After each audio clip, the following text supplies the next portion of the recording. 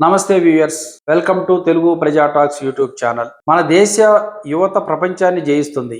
America, Australia, Europe ఎక్కడ చూసినా మన తెలుగు పిల్లల ప్రతిభ మెరిసిపోతుంది. వాళ్ళు పెద్ద కంపెనీల్లో పనిచేస్తున్నారు, వాళ్ళు డాలర్లలో సంపాదిస్తున్నారు, వాళ్ళు ప్రపంచ స్థాయిలో పేరు తెచ్చుకుంటున్నారు. ఇది గర్వకారణమే. కానీ అదే సమయంలో మన ఇళ్లలో ఒక నిశ్శబ్దం పెరుగుతుంది. పండుగ రోజు ఇంటి తలుపు వైపు చూస్తూ ఎదురు చూసే తల్లిదండ్రుల కళ్ళల్లో ఒక ఆశ కనిపిస్తుంది. ఆసుపత్రి కారిడార్లో రిపోర్టు కోసం ఎదురు చూస్తూ పక్కన చేతిని పట్టుకునే మనిషి కోసం వెతుకుతున్న ఒక తల్లి గుండె కొట్టుకుంటుంది.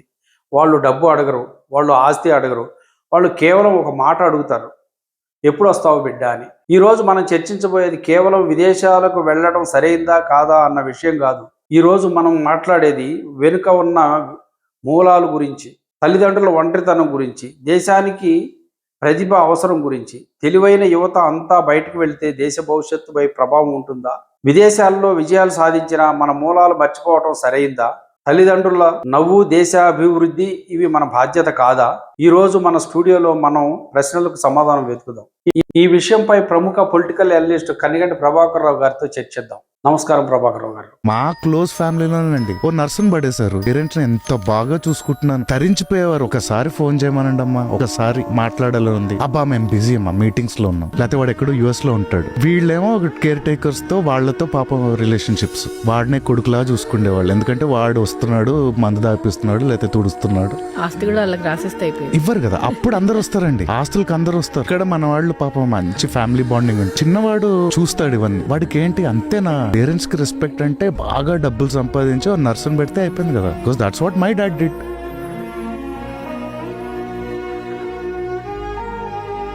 నమస్కారం సార్. చౌదరి గారు, ఈ రోజు మీరు అడిగిన ప్రశ్న మన ఇద్దరి మధ్య లేకపోతే మన ఊరిదో మన రాష్ట్రానిదో కాదు, మన దేశానికి సంబంధించిన విషయం. ముఖ్యంగా ప్రతి తల్లిదండ్రులు కొడుక్కి పెళ్లి చేయగానే ఒక మంచి పిల్లవాడు పుట్టాలని కోరుకుంటారు. ఆ పిల్లవాడిని బాగా చదివించాలని కోరుకుంటారు. ఆ తర్వాత వాడిని అమెరికా పంపించాలని కూడా కలలు కంటారు. అలా కలలు కనటమే కాకుండా ప్రతిరోజు వాడికి ఉగ్గుతో పాటు నువ్వు అమెరికా వెళ్ళాలని అన్న, బాగా చదువుకో, అలా చదువుకుంటేనే నిన్ను తీసుకెళ్తారు, లేకపోతే రానీరమ్మ అక్కడ అని చెప్తూ ఉంటారు. ఏది ఏమైతే మన పిల్లలు బాగా చదువుకుని అమెరికా వెళ్ళాలనే కళను నిజం చేసుకోవటం కోసం చాలా కష్టపడతారు, విజయం సాధిస్తారు. దాదాపుగా అప్పో సప్పో చేసి సామాన్యుడు కూడా అమెరికా పంపించాలనే తండ్రి కళని సాకారం చేయటం కోసం పిల్లలందరూ ఇష్టపడుతూ కష్టమైన ఫ్లైట్ ఎక్కుతారు. వెళ్ళిన తర్వాత అనేక రకాల బాధలు అనుభవించి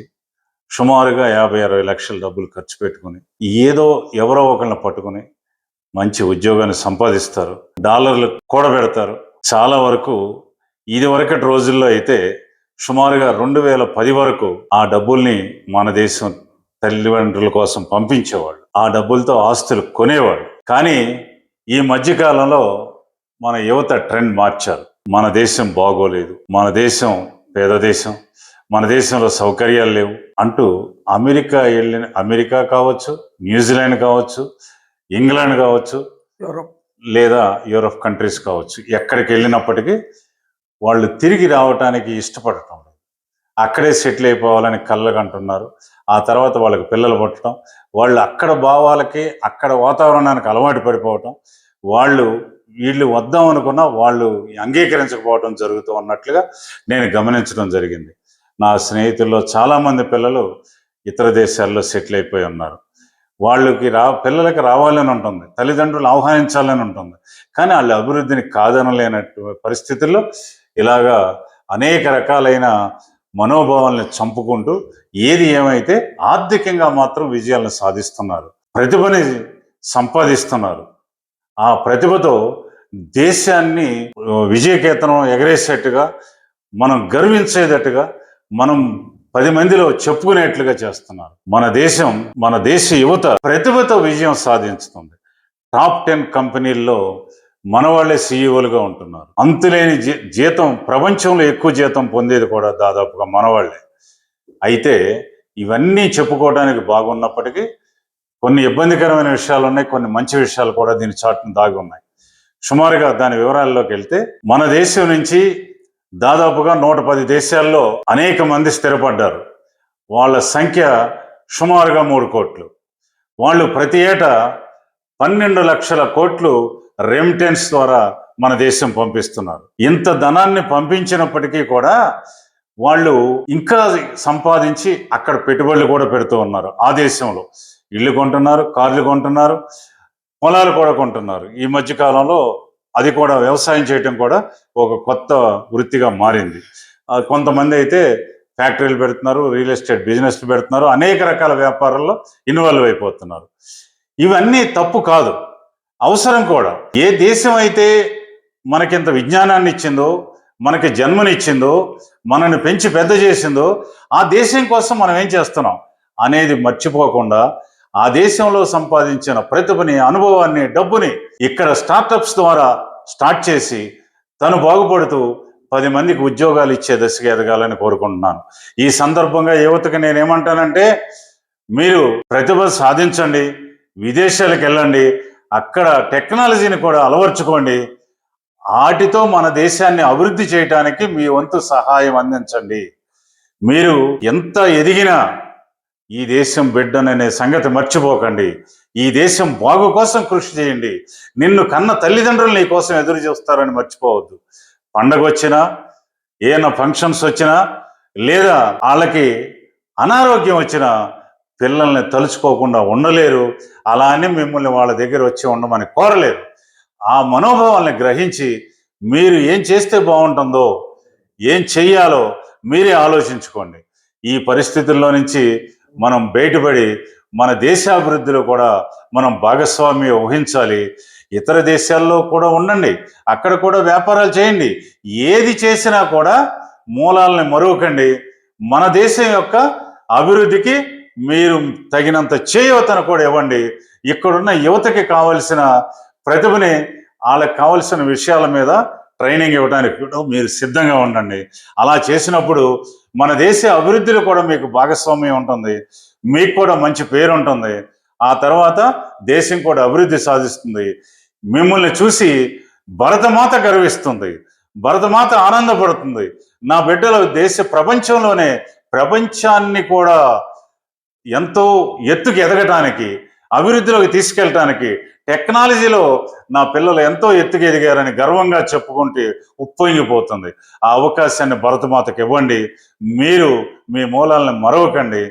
ఇది మీరందరూ గుర్తుంచుకోవాల్సినటువంటి విషయం. ఈ మధ్య కొన్ని సంఘటనలు చూస్తున్నామండి. ఈ పేరెంట్స్ చనిపోవటం, పిల్లలు రాలేకపోవటం, వాళ్ళకి సెలవులు దొరకపోవటం, ఆన్లైన్లో అంత్యక్రియలు జరగటం, ఇవన్నీ చూస్తూ ఉన్నారు. దీన్ని మనం ఏ విధంగా చూడాలంటారు?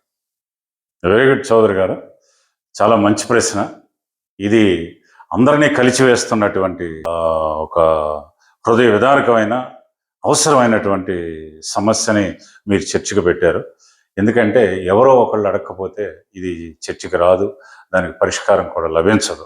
కాబట్టి ముఖ్యంగా ఏం జరుగుతుందంటే, మన దేశం కని పెంచి ఇంతవాడిని చేసి విదేశాలకి ఇంకా గొప్ప ప్రతిభను నేర్చుకో, టెక్నాలజీని పట్టుకురా అని చెప్పి పంపిస్తున్నాం మనం. అయితే వాళ్ళు ఏం చేశారంటే, అక్కడికి వెళ్ళిన తర్వాత ఆ హంగులకి, ఆర్భాటాలకి, అక్కడ ఉన్న వాతావరణానికి అలవాటు పడిపోయి తిరిగి రాలేని విధంగా వాళ్ళను వాళ్ళు మలుచుకుంటున్నారు. ఒకవేళ వద్దాం అనుకున్నా కూడా వాళ్ళ పిల్లలు అక్కడే పుట్టి పెరిగి ఆ వాతావరణానికి అలవాటు పడ్డ వాళ్ళు రావడానికి ఇష్టపడతారు.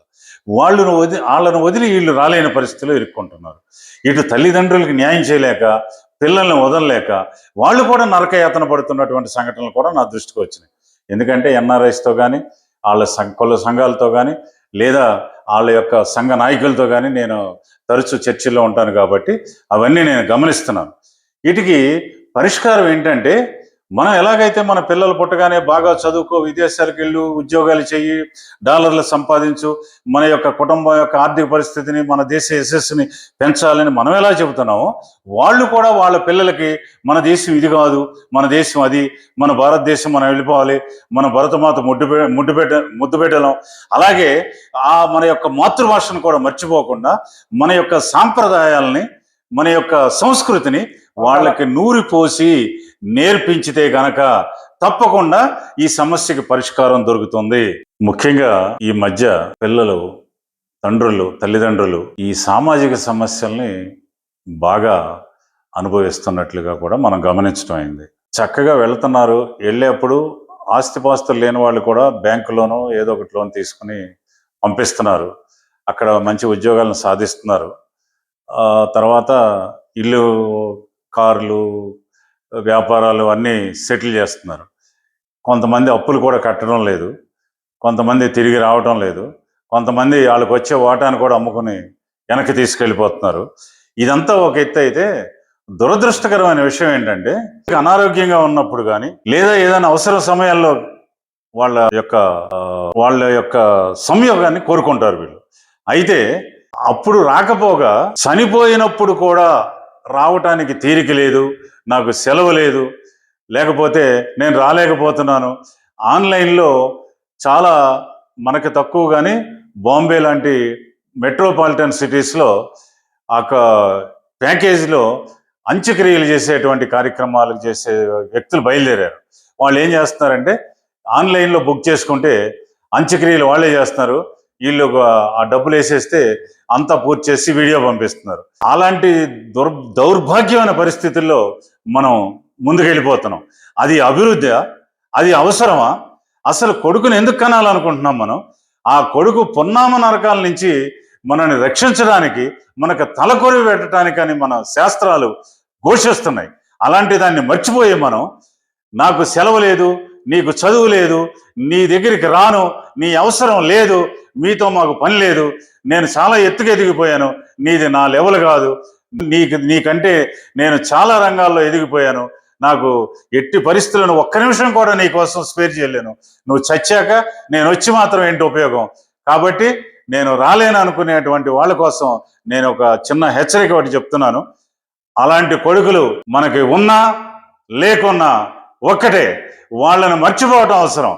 దేశం గర్వించే విధంగా, మన సంస్కృతి సంప్రదాయాలని గౌరవించే వాళ్ళుగా, మనని ఆదరించే వాళ్ళుగా, మన దేశం అభివృద్ధికి తోడ్పడే వాళ్ళుగా మన పిల్లలు ఎదగాలని కోరుకుంటాం. కానీ ఇలాంటి నాగరికత వెరితలలు వేసి తల్లిదండ్రులను కూడా అవాయిడ్ చేసి అంత్యక్రియలు ఆన్లైన్లో చేసుకునేటువంటి పిల్లలు మనకు అవసరం లేదు.